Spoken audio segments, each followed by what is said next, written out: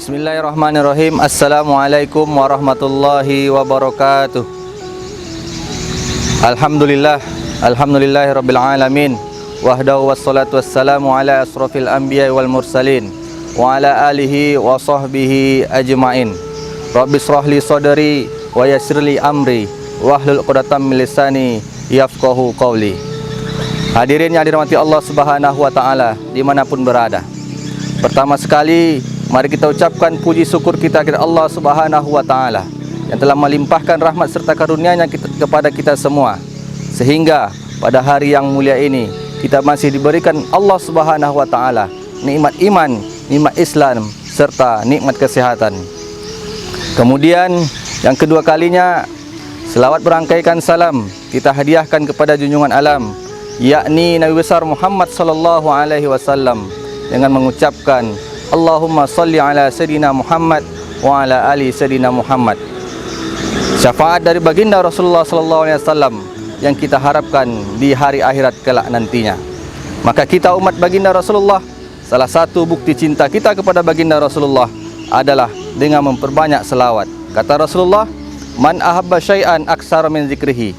Barang siapa yang mencintai sesuatu, niscaya dia akan sering menyebutnya. Hadirin yang dirahmati Allah Subhanahu wa taala dimanapun berada, pada kesempatan yang berbahagia ini, izinkan kami menyampaikan sebuah tema yang terdapat dalam hadis baginda Rasulullah sallallahu alaihi wasallam yang diriwayatkan oleh Imam At-Tirmizi, yaitu 4 golongan yang dirindukan oleh surganya Allah Subhanahu wa taala. Baginda Rasulullah sallallahu alaihi wasallam pernah bersabda, al-jannatu mustaqatu ila arba'ati nafarin, talil Qur'an, wa hafizil lisan, wa mut'imul ji'an, wa shaumi Ramadan. Baginda Rasulullah sallallahu alaihi wasallam bersabda bahwasanya surga merindukan 4 golongan. Yang pertama, kata Rasulullah, talil Qur'an, orang yang senantiasa membaca Al-Qur'an. Hadirin yang dirahmati Allah Subhanahu wa taala dimanapun berada, maka kita sebagai hamba Allah, umat baginda Rasulullah sallallahu alaihi wasallam, tentulah kita ketika di hari akhirat kelak nantinya mengharap ridho dari Allah Subhanahu wa taala dan mengharap balasan surganya Allah Subhanahu wa taala. Maka hal ini menjadi kesempatan bagi kita semua. Bukan kita lagi yang menginginkan masuk ke dalam surga, tapi surga rindu kepada kita jika kita senantiasa termasuk ke dalam 4 golongan ini. Yang pertama tadi adalah talil Quran, orang yang senantiasa membaca Al-Quran. Kenapa orang yang senantiasa membaca Al-Quran menjadi orang yang dirindukan oleh surganya Allah Subhanahu wa taala? Kita ketahui bahwasanya petunjuk yang diberikan oleh Allah Subhanahu wa taala itu berada di dalam Al-Quran. Allazina yu'minuna bil ghaibi wa yuqimunas sholata wa mimma razaqnahum yunfikun. Zalikal kitabul la raiba fihi hudal lil muttaqin. Allah berfirman di dalam kitab Al-Qur'an merupakan petunjuk bagi orang yang bertakwa. Maka jikalau kita ingin selamat, maka Al-Qur'an menjadi pedoman kita. Maka kita senantiasa membaca Al-Qur'an. Bahkan baginda Rasulullah SAW mengatakan, faedah dan ganjaran bagi orang membaca Al-Quran adalah 10 pahala.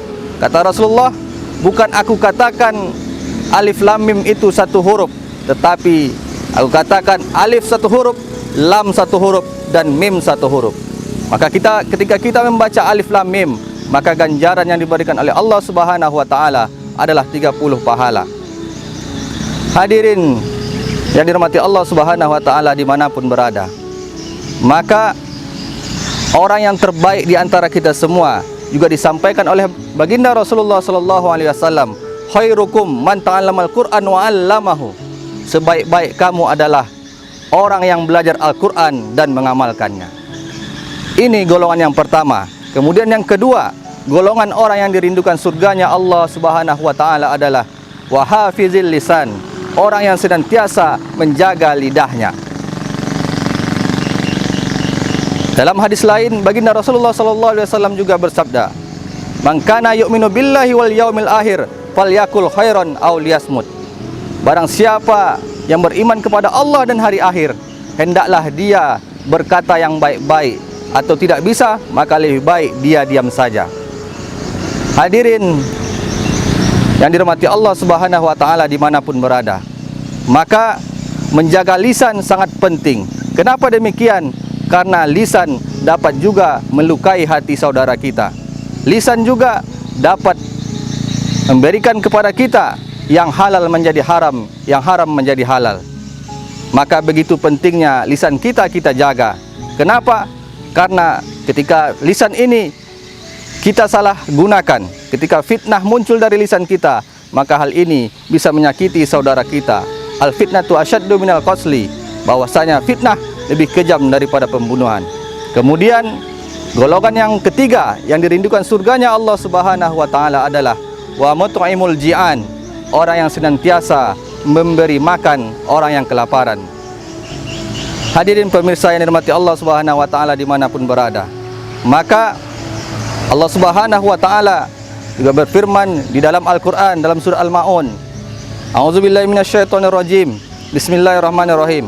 Ara'aital ladzi yukazzibu biddin, fadzalikal ladzi yad'ul yatim wala yahuddu ala ta'amil miskin.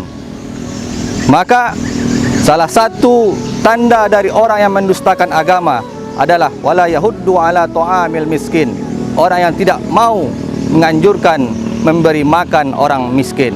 Maka ketika kita senantiasa memberi makan orang yang kelaparan, ketika kita memberi makan orang yang membutuhkan, maka kita akan menjadi golongan yang dirindukan surganya Allah Subhanahu wa taala. Kemudian yang keempat, yang terakhir, golongan yang dirindukan oleh surganya Allah Subhanahu wa taala adalah wasaumu Ramadan, orang yang berpuasa pada bulan suci Ramadan. Hadirin pemirsa yang dirahmati Allah Subhanahu wa taala dimanapun berada, maka tentulah pada bulan suci Ramadan yang kita ketahui bahwasanya rahmat dan ampunan Allah Subhanahu wa taala diturunkan oleh Allah Subhanahu wa taala kepada kita pada bulan suci Ramadan. Maka bagi kita yang memanfaatkan bulan suci Ramadan dengan sebaik-baiknya, dengan beribadah pada malamnya, berpuasa pada siangnya, maka ganjaran yang diberikan Allah Subhanahu wa taala kepada kita semua adalah mendapat rahmat dari Allah, ampunan dari Allah, kebebasan dari api neraka dari Allah. Kemudian kita menjadi golongan orang yang bertakwa di sisi Allah Subhanahu wa taala. Maka kalau kita sudah menjadi golongan yang bertakwa sesuai janji Allah, la'allakum tattaqun, menjadi orang yang bertakwa ketika kita melaksanakan ibadah puasa dengan sebaik-baiknya. Maka kalau kita sudah menjadi orang yang bertakwa di sisi Allah, maka ganjaran yang diberikan Allah Subhanahu wa taala adalah wa jannatin arduas samawati wal ard uiddat lil muttaqin, surga yang luasnya seluas langit dan bumi disediakan oleh Allah Subhanahu wa taala bagi orang-orang yang bertakwa. Mudah-mudahan pada kesempatan yang berbahagia ini kita mendapat hidayah dan taufik dari Allah Subhanahu wa taala, dan kita menjadi golongan orang-orang yang dirindukan surganya Allah Subhanahu wa taala. Hadirin dimanapun berada, maka sebagai kesimpulan bahwasanya ada 4 golongan yang dirindukan oleh surganya Allah Subhanahu wa taala. Yang pertama, ta'lil Quran, orang yang senantiasa membaca Al-Quran. Kemudian wahafizil lisan, orang senantiasa menjaga lisannya. Yang ketiga, wa mut'imul ji'an, orang yang memberi makan orang yang kelaparan. Dan yang terakhir, yang keempat, wasaumi fi syahri Ramadan, orang yang berpuasa pada bulan suci Ramadan. Mudah-mudahan bermanfaat bagi kita semua, terkhusus bagi diri kami sendiri. Lebih dan kurang kami mohon maaf. Wabillahi taufik wal hidayah. Assalamualaikum warahmatullahi wabarakatuh.